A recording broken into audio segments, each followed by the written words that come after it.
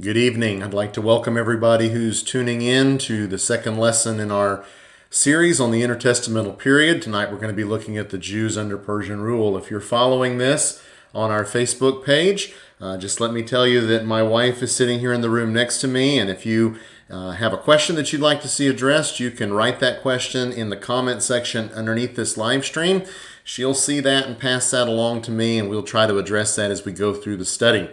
Again, welcome to everyone this evening. I'm glad you tuned in with us. Last week we talked about the Jews under Babylonian rule. Tonight we're going to carry that historical picture forward and look at the Jews under Persian rule. When we do that, we're going to intersect a little bit with the Babylonians as well, because after all, it's the Persians who are going to take over from the Babylonians. They're going to conquer the Babylonians. We'll get to that in a little while this evening. Hope you have your Bibles handy as well, because this evening we are going to be looking at some passages from the scriptures that relate to the material that we're talking about tonight. So without any other words, let's just go right ahead and get into the study itself. We're going to talk about Persia and how that rule affected the Jews who were living under their control. But in order to do that, we really need to go back and talk a little bit about the rise of Media and Persia, sometimes called the Medo-Persian Empire. Really, for the purposes of this class tonight, we're just going to call it the Persian Empire. That's usually how most people think of it. It's kind of the shortened version. But when we do that, we need to start by talking a little bit about these peoples that formed this empire. There were two peoples, two primary peoples.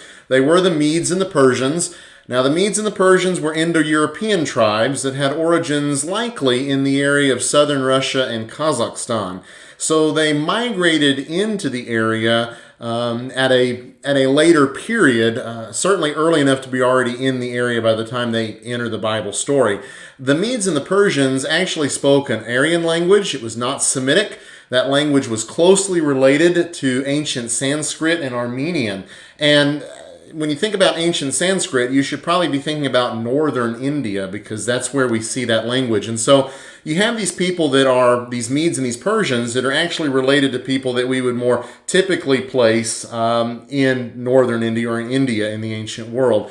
Their language, though, was not Semitic, which means that it was not related to Hebrew or to the other Semitic languages of the area. It's not related to modern Hebrew or modern Arabic. So they are a little bit different kind of people that migrated into the area. Now, when they enter the Bible story itself, they're centered in modern Iran. In fact, they're east and northeast of Babylonia. We're going to see a map in just a little while to give you an idea of where that is. But if we picture in our minds the map of the modern world, and we picture where Iran is, then that's going to be the heartland, even in the ancient world, of where the Medes and the Persians were centered.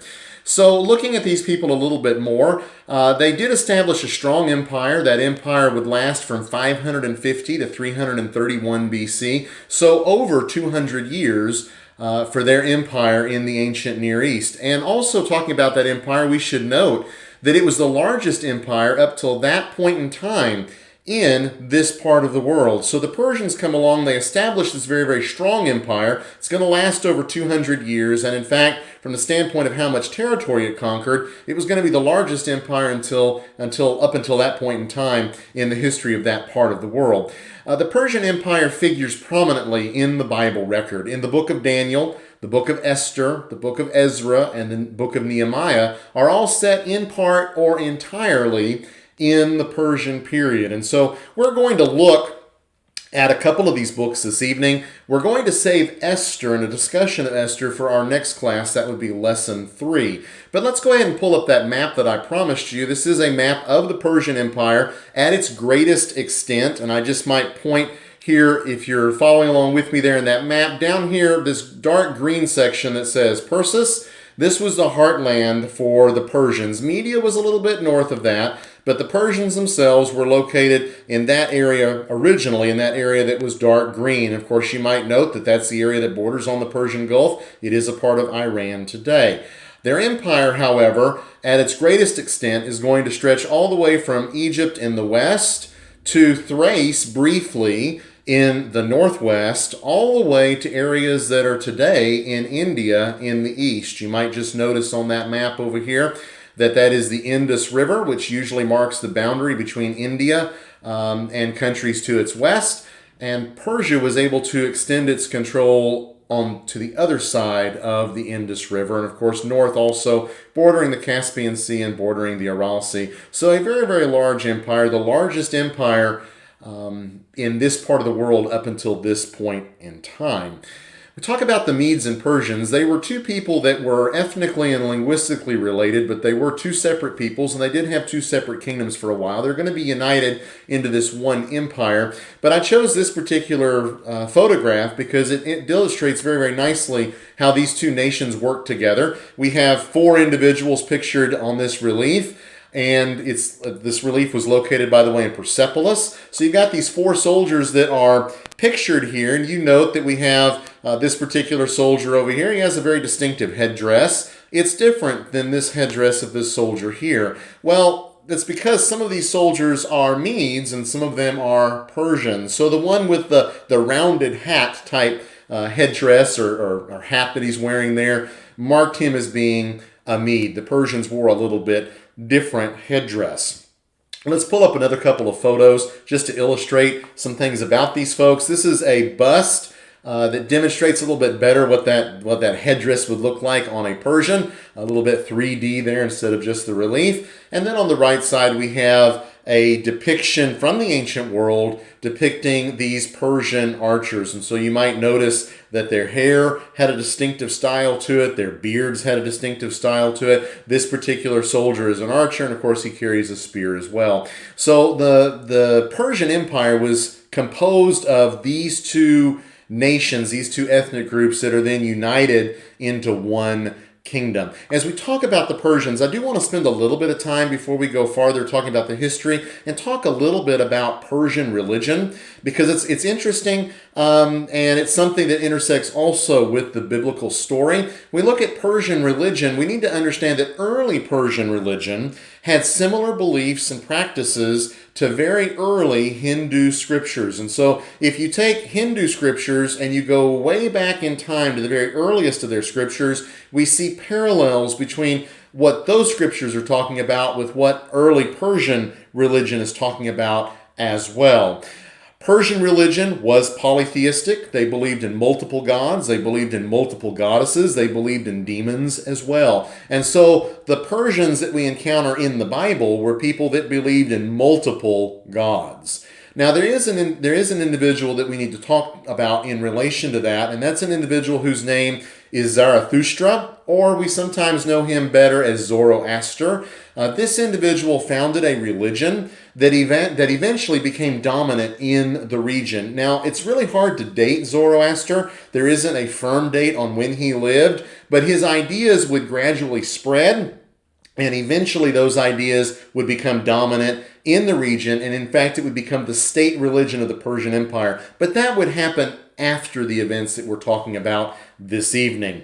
Persian kings would remain polytheistic throughout the period that we're looking at, but they often placed an emphasis on a god that they called Ahura Mazda. And so we see that depicted in some of their artwork in their cities. So in this particular picture, we have a depiction of that god, Ahura Mazda, located at Persepolis. And so you note the wings there, and we've got a man that's above the wings or in conjunction with the wings. That was a depiction of this god that they really considered to be the main god for them to be worshiping. Now, also going along with this, when you're looking at Persian religion, we should just note a little bit about the Persian priests. And so we have also a relief of them, a depiction of them from Persepolis. There were Median and Persian priests as well. And so you'll notice in the photo there that they wear slightly different clothing that mark them as either being Medes or Persians. But they're worshiping in the same general type of religion. Let's pull up another photo. I just want to point out some things in this. This is also, I believe, from Persepolis. And we see in the picture on the far left, we see the guards. I'll move my cursor over there. And then immediately next to them, we have the armor bearer to the king. You notice that he's carrying some things that the king would want in battle. Immediately to his right, then we have another character. That character I've labeled Magus. In the plural of that word would be magi or magi. And the Greek word magos, magi, magoi is coming, our English word comes from that. Now, what's interesting about that, and I might just point out the last character there on the right, that's Crown Prince Xerxes. We'll talk about him later this evening, but he's not really important. I just wanted to label him. I want to focus in on this individual there that's labeled as a magi. These folks were important in the Persian Empire. They were important in the Persian court. They were astrologers. They were wise men. They counseled the kings. Well, it's interesting because when you turn in your Bibles to the book of Matthew, in Matthew chapter 2, we're not going to read this evening because I think the story is familiar to all of us. We read there that wise men come from the east and they come to Herod because they're seeking to find the newborn king of the Jews. That would be Jesus.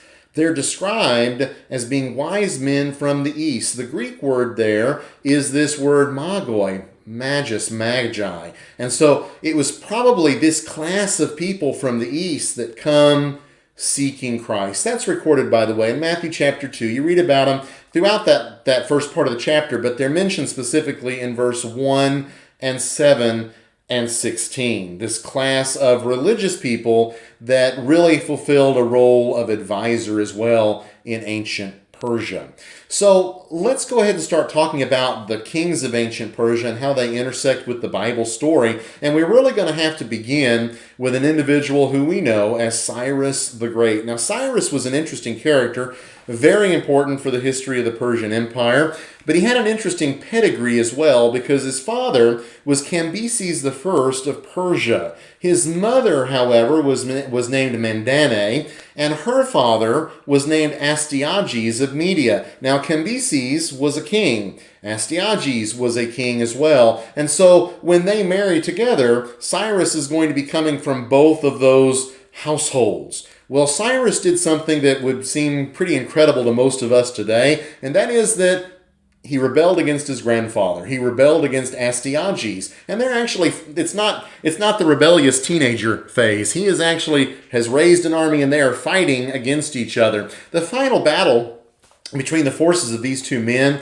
is fought in about the year 550 BC near a place called Pasargadae.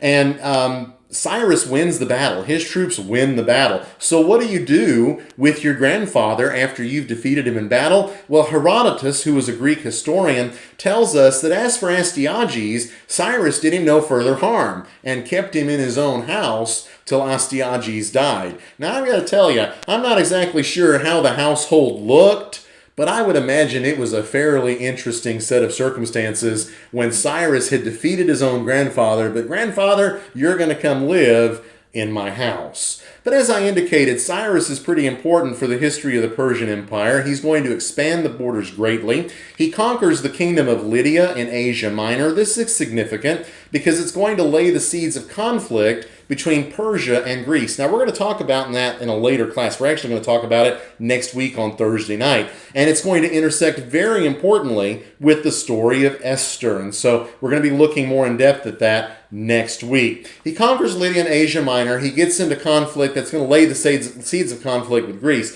Then in 539 BC, the city of Babylon falls. And that event is recorded in Daniel chapter 5. And we're going to read that in a little while. We're just mentioning it at this point in time in the class. So in 539, Cyrus is able to conquer the city of Babylon. This marks the end of the Babylonian Empire. That's the empire we talked about in last week's class.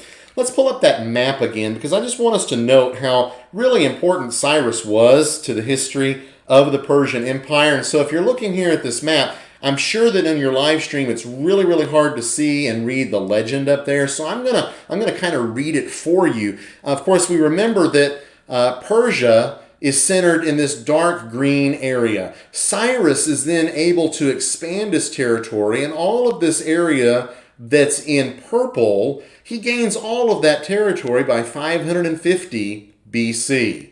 Then he expands the empire even more by conquering Lydia over here in Western Asia Minor. That's all attached to his empire by 547. And then in 539, by conquering Babylon, he absorbs all of what had been the Babylonian Empire. That's all of this lighter green area. So if you're looking at that map that shows the greatest extent of the Persian Empire, All of that is conquered by Cyrus, with the exception of the red area over there, Thrace, and the yellow area, Egypt and Libya. Those are going to be gained later. But for all intents and purposes, Cyrus conquers the Persian Empire. He adds all of that territory to his kingdom. Let's take a couple of moments to just look at some pictures here of some sites that were significant. The first of those is a picture of the ruins of Persepolis. Persepolis was an important center in the Persian Empire. The ruins of it are pretty extensive. They've been excavated and they've been restored to a certain extent. If you wanted to see those today, you'd have to get a visa of some sort, and you'd have to hop a plane and fly to Tehran, Iran, because Persepolis, the ruins of Persepolis, are located within the modern nation of Iran. Our next photograph is also from Persepolis. These are monumental stairs that are leading up to some other structures up there on the top. Persepolis was the ceremonial capital of the Persian Empire.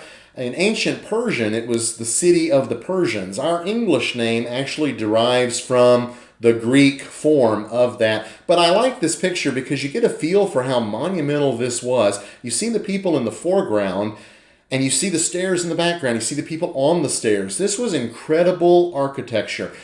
We need to understand that the Persian Empire was a wealthy empire. This was just one of their several cities that they built to this kind of extent. This was their ceremonial capital. Sometimes we think, as we think about that part of the world, that the people there are kind of backward and they're not very wealthy and they don't have a whole lot, and we tend to look down at folks in that part of the world. We understand that people in that part of the world, in the ancient world, had an incredible civilization, and the Persians were no exception. So I said that we would talk a little bit about Daniel chapter 5. If you've got your Bibles handy, we're going to go there in just a minute, and we're going to read the entire chapter. And then I want us to spend a little time talking about what happened when Babylon fell. So hopefully you've got your Bibles handy. I'm in Daniel chapter 5. I'm going to start reading in verse 1. We're going to read the entire chapter.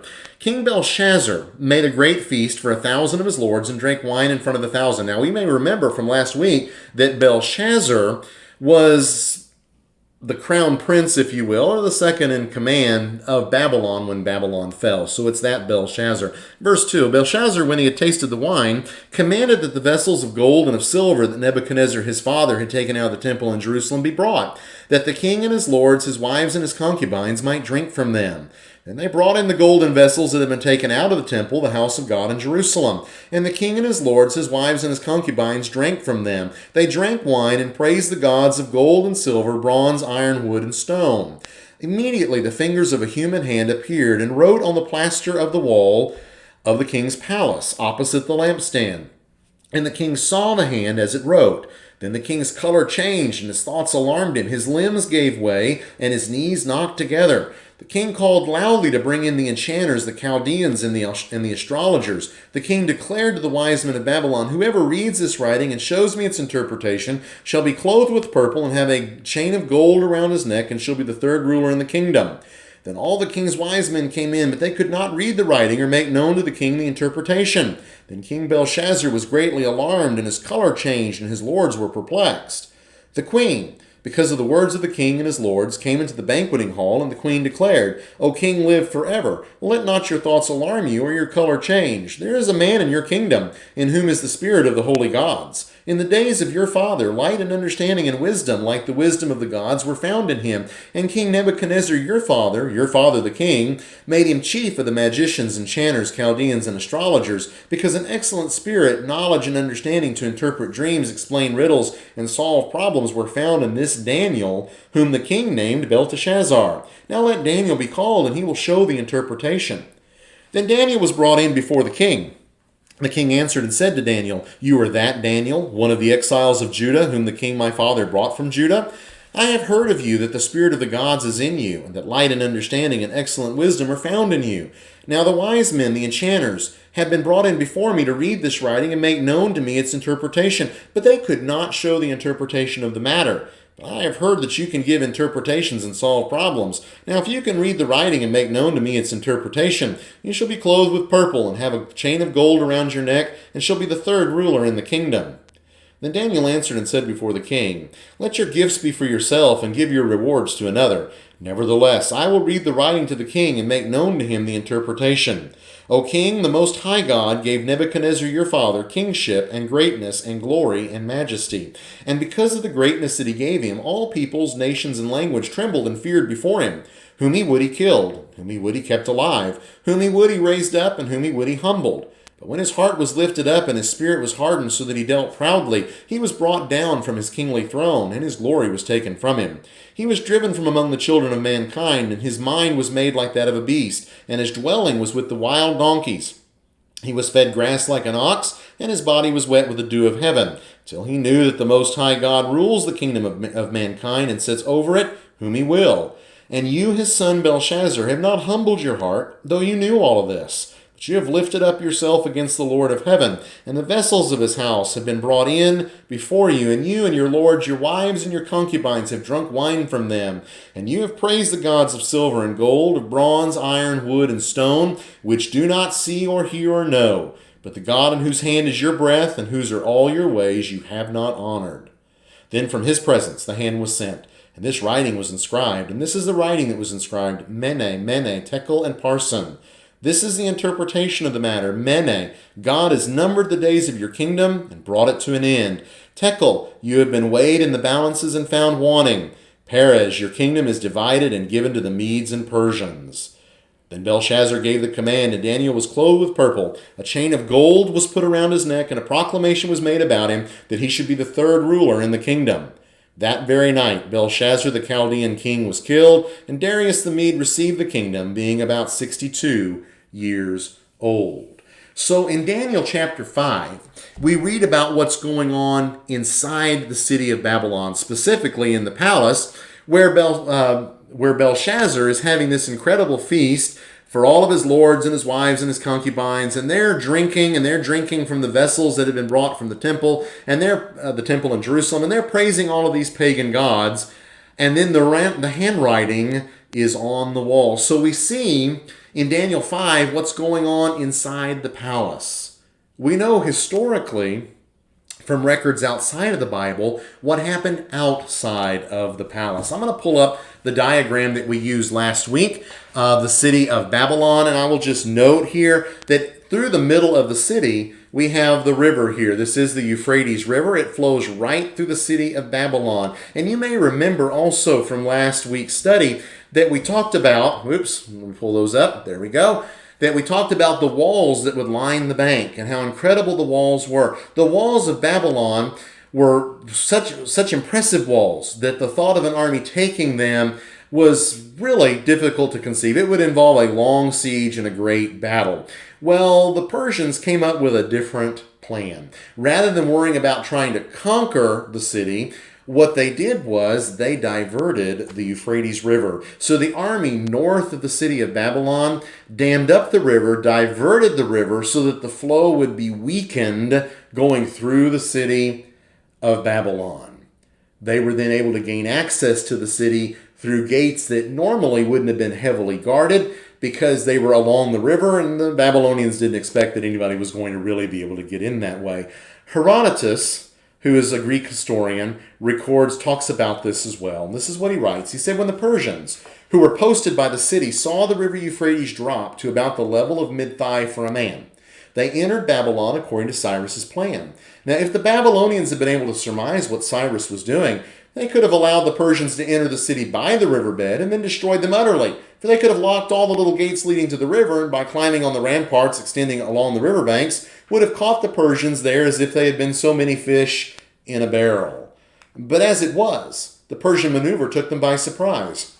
because the city is so immense, its inhabitants say that when the Babylonians at the edges of the city were taken, those Babylonians who lived in the center were unaware of their capture because they happened to be celebrating a festival at that moment. And so they sang and danced and enjoyed themselves until they found out all too well what had happened.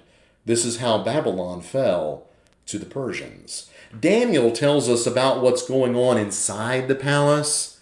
Herodotus tells us how because of that, the Persians were able to take the city. And so the Babylonian Empire ends. Cyrus has now conquered the city. He's conquered with the city. He gains all of that territory. And he's then going to be able to rule over these Jews. Now we talk about these people, but that would include the Jews. And we talk about Cyrus and the Jews. We need to understand that there were some prophecies that are recorded in the scriptures. In fact, the prophet Isaiah records scriptures in which Cyrus is mentioned by name. That's recorded in Isaiah chapter 44 and verse 28, and also Isaiah 45 verses 1 and following. I just want us to read one of those together. So let's go to Isaiah chapter 44. In Isaiah chapter 44 and verse 28, and this is a text that's written long before Cyrus was even born. And this is what Isaiah chapter 44 and verse 28 says. Who says of Cyrus, he is my shepherd, and he shall fulfill all my purpose, saying of Jerusalem, she shall be built, and of the temple, your foundation shall be laid. So in the book of Isaiah, over 150 years before the actual reign of Cyrus, Isaiah prophesies that Cyrus is going to come along. He's going to be the shepherd, if you will. The text says, he's going to say of Jerusalem, you shall be built, and of the temple, your foundation shall be laid. And so that's something that's prophesied about Cyrus. We're going to see in just a moment.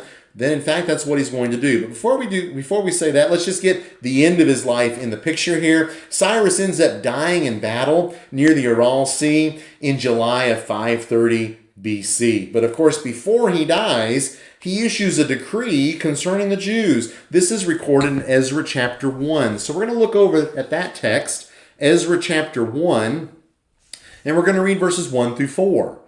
Ezra chapter 1, starting in verse 1, in the first year of Cyrus, king of Persia, that the word of the Lord by the mouth of Jeremiah might be fulfilled, the Lord stirred up the spirit of Cyrus, king of Persia, so that he made a proclamation throughout all his kingdom and also put it in writing. Thus says Cyrus, king of Persia, the Lord, the God of heaven, has given me all the kingdoms of the earth, and he has charged me to build him a house at Jerusalem, which is in Judah. Whoever is among you of all his people, may his God be with him. Let him go up to Jerusalem, which is in Judah, and rebuild the house of the Lord, the God of Israel. He is the God who is in Jerusalem. And let each survivor in whatever place he sojourns be assisted by the men of his place, with silver and gold, with goods and with beasts, besides free will offerings for the house of God that is in Jerusalem. So here in Ezra chapter 1, we have a record of this decree of Cyrus for the Jews to go back to Jerusalem, go back and build the temple. The decree is issued in the first year of his reign in Babylon, not as king. He's been king of other territories longer, but in the first year of his reign in Babylon, that's 538 BC, he issues this decree. And then what we find in the scriptures is that the first group of Jews then returns in 536 BC. We look at this, and a lot of people might say, well, that's kind of fantastic, isn't it? Really hard to believe that Cyrus, when he's king, would just tell these people, just go back to Jerusalem, rebuild the temple, and oh, by the way, get people who are living among you to help you, let them give you money, silver and gold, so that you can carry out that work. Well, we have interesting confirmation of what's going on here from an archaeological standpoint. This is a photograph of the Cyrus cylinder. The original is housed in the British Museum in London. And this cylinder talks about Cyrus's plans. This is what part of the inscription says. It says, I return to these sacred cities on the other side of the Tigris, the sanctuaries of which have been ruins for a long time, the images which used to live therein, and established for them permanent sanctuaries. I also gathered all their former inhabitants and returned to them their habitations. This cylinder is interesting because it tells us that the policy that's recorded in the book of Ezra is completely in line with Cyrus's Cyrus's policy in the entire empire, and that was to send people back. Any captured idols would be sent back. Go back and rebuild those sanctuaries and place those idols in the sanctuaries. Well, when it comes to the temple in Jerusalem, there weren't any images to be sent back because there were no images that were being worshipped in the temple. But the Jews are released as well. This is confirmation. And by the way, this is not the only indication of this cylinder. This actual cylinder was meant to be put in the foundation of a building, so it was not meant for public reading, but they have found parts of this same decree that were not a part of a cylinder and that were intended to be a public declaration. Another couple of photos as we think about Cyrus, really just one more photo, and that is of the tomb of Cyrus that's located at Pasargadae. If you, again, were able to travel to Iran today, you would be able to see that. The tomb is empty today. The coffin, the sarcophagus, was stolen long ago in antiquity. The inscription was stolen as well, but ancient historians tell us what the inscription read, and according to them, the inscription said, "You there, I am Cyrus, son of Cambyses, who founded the Persian Empire and reigned as king of Asia. Do not begrudge me my monument." So again, Cyrus dies in battle up near the Aral Sea, and following him on the throne is Darius the First, also known as the Great. He is of the Persian royal family, but he's not the son of Cyrus. He ascended to the throne after overthrowing an individual whose name was Bardia, who had actually usurped Cambyses' throne, and so Darius is going to have to take care of him to get rid of this fellow Bardia.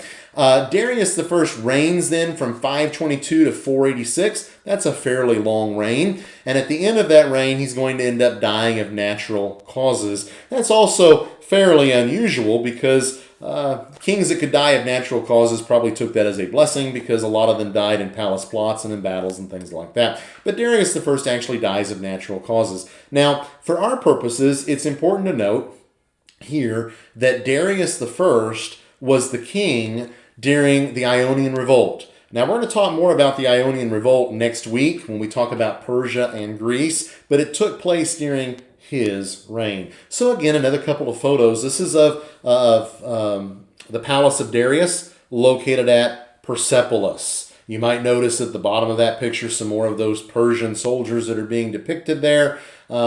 This was Darius's palace there in the city. Another photograph, we have the tomb of Darius, also located at Persepolis, outside of Persepolis. You can see that had to be cut into the mountain for him to have that tomb there. That's Darius's tomb. Darius was also important because Darius interacted significantly with the Jews. The work on the temple, remember, the Jews had been sent back. They're actually able to go in 536. When they get there, they begin to build. And that work, though, on the temple had been halted, and it had been halted since 536. We read about that in Ezra chapter 4, verses 4 and 5. But then in the year 520 BC, work begins again on the temple. The temple had not been finished, and that was a problem. God wanted the temple finished. So in 520 BC, the Jews begin again to work on the temple. This is recorded in the book of Ezra, chapters 5 and 6. And there's a lot of opposition on the parts of people who were living in the land who were not Jews to the whole rebuilding of the temple. And so search is made, and the copy of the decree is found in the archives in Ecbatana. That's in Persia. We read about that in Ezra chapter 6 and verse 2 and the following verses.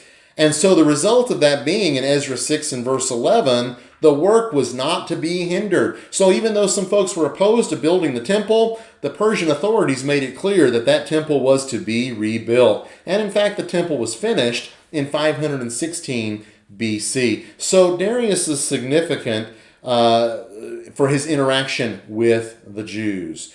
After Darius on the throne, then we have Xerxes. Xerxes is Darius's son, I should say.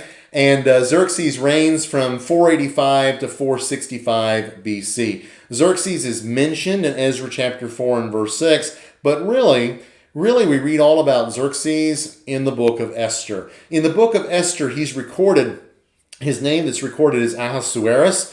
That's a terribly difficult name for me to pronounce. And because in world history we know him as Xerxes, I'm just going to call him Xerxes tonight and then next week as well. Ahasuerus is the Hebrew form of his Persian name. Our name Xerxes comes from the Greek. But when we read about this king in the book of Esther, that is Xerxes. Now, outside of the Bible, Xerxes is probably most famous for the invasion of Greece in 480 BC. And we're going to talk about that next week.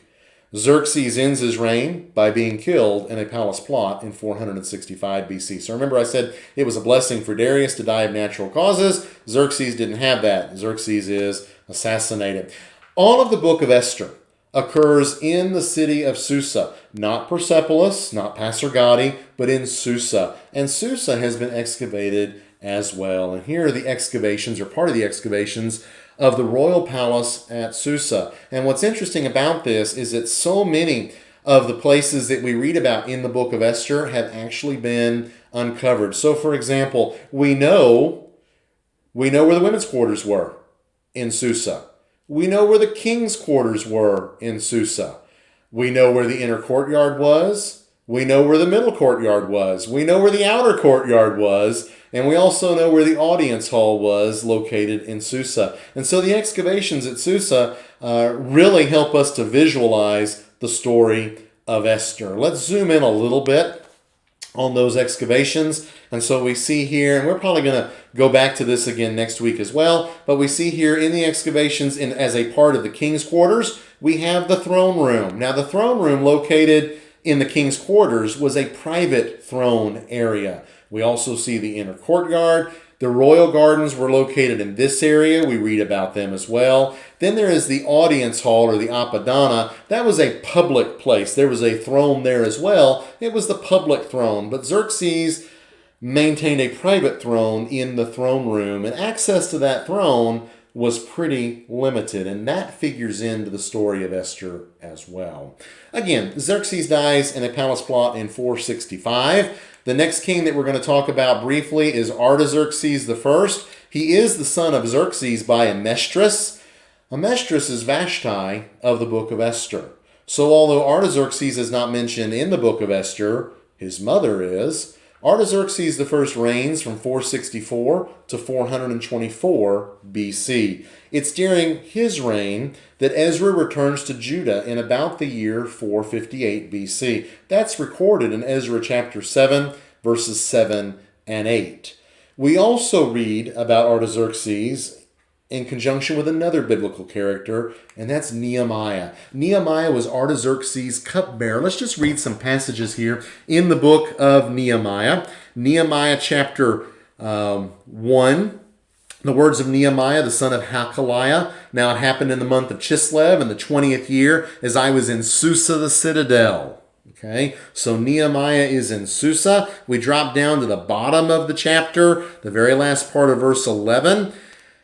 Nehemiah tells us, "Now I was cupbearer to the king. In the month of Nisan," this is chapter 2, verse 1, "in the 20th year of King Artaxerxes, when wine was before him, I took up the wine and gave it to the king. Now I had not been sad in his presence." Nehemiah, the biblical record tells us, was Artaxerxes' cupbearer. And the position of cupbearer was a very trusted position to the king, because if you wanted to kill a king, you could certainly have a palace plot. You could certainly go at him with a sword or a knife, or you could do it in a more subtle way. You could poison his drink, poison his food. And so the cupbearer was somebody who was very close to the king and very trusted. And so we read that Nehemiah is Artaxerxes' cupbearer, and that's going to be significant for the story of Nehemiah. In 444 BC, again, during the reign of Artaxerxes, the walls of Jerusalem are rebuilt. I'm going to share some more photos here with you who are participating in this study.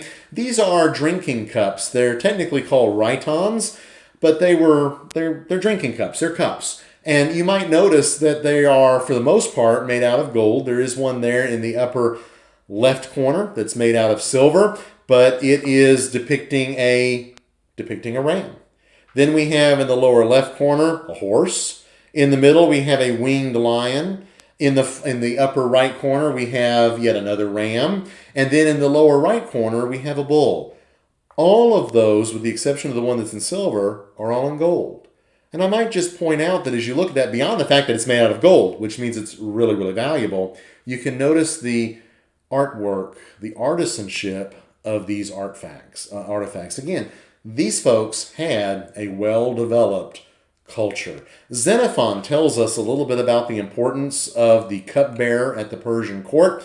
In his book, Cyropedia, he wrote this: "Now it is a well-known fact that the cupbearers, when they proffer the cup, I guess I should say, draw off some of it with the ladle, pour it into their left hand, and swallow it down, so that if they should put poison in, they may not profit by it." So Xenophon tells us that the cupbearer's job was not just to bring the cup to the king, it was also to try something that was in the cup, so that if the cupbearer was poisoning the king, he'd die from the poison as well. That's Artaxerxes the first. There were some subsequent kings of Persia that we'll just briefly talk about. There were 8 more of them. They ruled during the period 424 to 329 BC. It's at that point in time that Alexander I, the Great of Greece, defeats Persia. Almost all of these 8 kings were descended from Darius I, and the final battle between the Greeks and the Persians, final decisive battle, I should say, was fought at Gaugamela in 331 BC, but Persia was not completely conquered until 329 BC. Now, a lot of that we just glossed over very quickly, we're going to talk about in the next couple of classes. We're going to spend time talking about Alexander, and we're going to spend time talking about the conflict between Persia and Greece. But let's just make some overall assessment of Persian rule over the Jews. The Jews would remain under Persian control for the entire existence of the empire, so roughly 200 years. It was a relatively prosperous and peaceful period for the Jews. So, with the exception of things that we read about happening in Judah, with the exception of things that we read about happening in the book of Esther that actually end up turning out well for the Jews, it was a pretty prosperous and peaceful period. So, for example, we read about Ezra being a scribe. That would have put him in a position in the court. We read about Nehemiah being cupbearer. These men had achieved status in the Persian administration. If we go a little bit farther back, we look at Daniel. In Daniel chapter 5, remember Belshazzar says, "I'll make you third in the kingdom." Daniel says, "I'm not really interested in that." But then we get to Daniel chapter 6, when the Persians are in control, and Daniel has a trusted position there as well. Daniel, Mordecai, Esther, Ezra, and Nehemiah all played significant, important roles during this period. So one last chart, and then that's going to finish the study for this evening. Just a timeline for you to have, timeline of Persian kings, but specifically in their relation to events among the Jews. So we have Cyrus, 559 to 530. During 536, the first group is given permission to return, or they actually are given permission in 538. They return in 536. Then we have Cambyses II. He reigns from 530 to 522. Not significant for events among the Jews. Darius I, 522 to 486. It's during his reign that the temple is rebuilt. Then Xerxes, 485 to 465. The events of Esther take place during his reign. And then finally we have Artaxerxes, 464 to 424. 2 significant events there. 458, Ezra returns to Judah. And in 444, Nehemiah returns to Judah as well and rebuilds the walls. Now next week, Thursday evening at 7 o'clock, we're going to continue in this class. We're going to look at Persia and Greece because that's going to help us get to the period. It helps explain what's going on in the book of Esther, for one. It also helps to get us to the period where Alexander is going to come on the scene, and he is going to be very significant for Jews during the intertestamental period. I appreciate all of y'all tuning in this evening and joining us in on this Bible study. I don't think that we had any questions that were sent in. My wife is shaking her head no, that there were no questions. If you think of some questions that you've got after the fact, send those to me and I'll give you a private answer. If you post it on the Facebook page, I'll answer it on the Facebook page as well. Thank you again for tuning in. I've enjoyed teaching this class tonight. Y'all have a good rest of your evening and stay safe and stay well.